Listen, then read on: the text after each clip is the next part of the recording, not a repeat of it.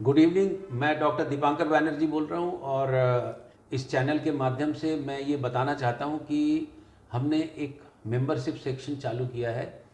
आप join button दबा के उस मेंबरशिप को ले सकते हैं। उसमें पूरा आपको वो गाइड हो जाएगा।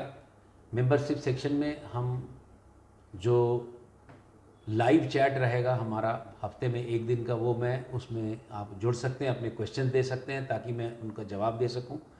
और जो डिटेल में मैं बहुत सारी चीज़ों को जो पढ़ाता हूँ मैं उसमें रखने वाला हूँ ताकि सामान्य व्यक्ति को एक कॉमन आंसर मिल जाए। बट यदि उसका डिटेल चाहेंगे तो वो हमारे डिटेल सेक्शन में, मेंबरशिप सेक्शन में रहेगा। हम यूट्यूब के और भी कुछ क्वेश्चंस को आगे लेते हैं। When should we do a torch test and can it be the major cause for multiple miscarriages?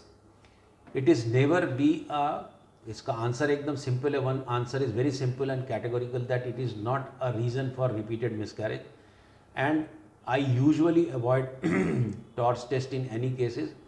Only rubella test to be done before pregnancy so that you can know that you are immune to rubella.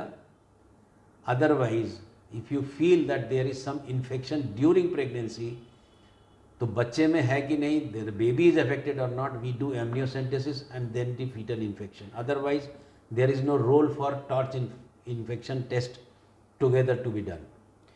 Sir IVF में double cycle क्या होता है? IVF में dual stimulation होता है, double cycle तो नहीं।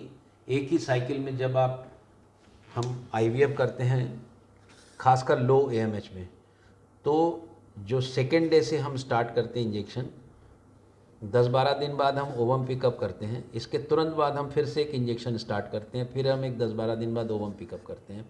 फिर यहाँ पर लेडी को पीरियड आता है। तो ये जो 2 बार ओवम पिकअप हुआ, इसको एक बार फॉलिकुलर फेज में, एक बार ल्यूटियल फेज में, ये दोनों को डिओ स्टिम बोलते हैं। ये देखा गया है कि कई बार ल्यूटियल फेज में जो हम पिकअप करते हैं उसमें अच्छे ब्लास्टोसिस्ट बनते हैं। इनका ब्लास्टोसिस्ट को इकट्ठा करके फ्रीज कर लिया जाता है। फिर हम बाद में इनका 2 महीने बाद या 3 महीने बाद जब भी करें, फिर हम फ्रोज़न एम्ब्रियो ट्रांसफ़र करते हैं। आईवीएफ के इंजेक्शन पीरियड के सेकंड या थर्ड डे से ही क्यों स्टार्ट करते हैं? क्योंकि जो आईवीएफ का अंडा बनने का जो स्टार्ट है, जैसे पीरियड जब भी आता है, इसका मतलब पिछला हार्मोन का लेवल घट गया तो महिला को पीरियड आ गया। अब जो नया अंडा बनाने के लिए कुदरत काम करेगी वो यहाँ से स्टार्ट करती है, डे 1 से ही या उसके पहले से भी। तो डे 1 और डे 2 से स्टार्ट होता है। तो मोस्टली हम इसी को सपोर्ट करने के लिए यहाँ से इंजेक्शन स्टार्ट करते हैं। ये स्टिमुलेशन का एक तरीका है। कई बार पहले हम लोग इंजेक्शन काफ़ी पहले से एक देते थे, फिर पीरियड आता था, फिर देते थे। तो मोस्टली आज की डेट में GnRH एंटागोनिस्ट प्रोटोकॉल कहलाता है, इसलिए डे 2 से देते हैं या डे 3 से भी दे सकते हैं। डिपेंड करता है कि आपका उस दिन का हार्मोन का लेवल कैसा है। सर क्या वेट ज़्यादा होना आईवीएफ फेल होने का कारण होता है? वेट ज़्यादा होना आईवीएफ फेल होने का बहुत बड़ा कारण है, बहुत बड़ा कारण है। यदि बॉडी मास इंडेक्स आपका ज़्यादा है, यदि फैट इंडेक्स ज़्यादा है, तो डेफिनेटली इम्प्लांटेशन की रेट बहुत घटती है। ऐसे केसेस में हम आज ही जो बात हुई एक पेशेंट से, तो मैं बोलता हूँ कि आप एम्ब्रियो बना के रख लें, वेट घटाएं, फिर फ्रोज़न एम्ब्रियो ट्रांसफ़र करें। क्योंकि वेट घटा के फिर कराना में आपकी एज चली जाती है, फिर आपके एग्स की क्वालिटी घट जाती है।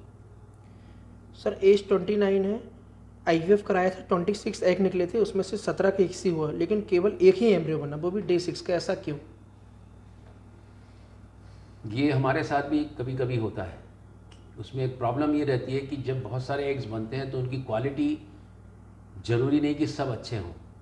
तो दूसरा, कई बार यदि कन्वेंशनल आईवीएफ हुआ है तो हो सकता है कि फर्टिलाइजेशन फेलियर हो, या फिर यदि इक्सी हो तो कई बार इक्सी के बाद भी फर्टिलाइजेशन ठीक से नहीं होता। कई बार डैमेजेस होते हैं, कई बार जोना ठीक नहीं रहता है। बट ऐसा बहुत रेयर होता है, पर हो सकता है।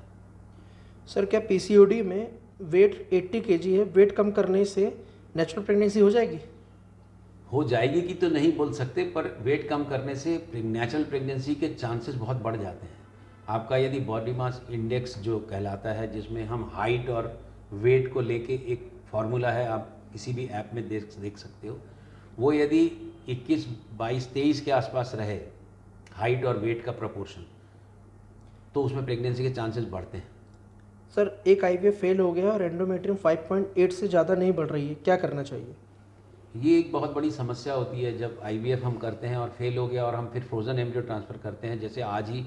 बट मैंने ऐसे केसेस में transdermal estrogen, PRP therapy for endometrium, Ecosprin, vitamin E, बहुत सारी चीज़ें दे के देखा है, तो कई बार ये काम करती है। और एक पेशेंट अभी जिसको प्रेगनेंसी चल रही है, शी हैड ओनली 3.4 मिलीमीटर का एंडोमेट्रियम, बट ये सब करने के बाद हम 6.5 पे पहुंच के she is carrying the pregnancy.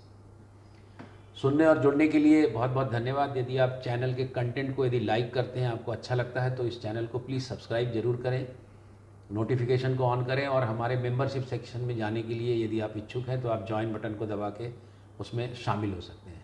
सुनने और जुड़ने के लिए बहुत बहुत धन्यवाद।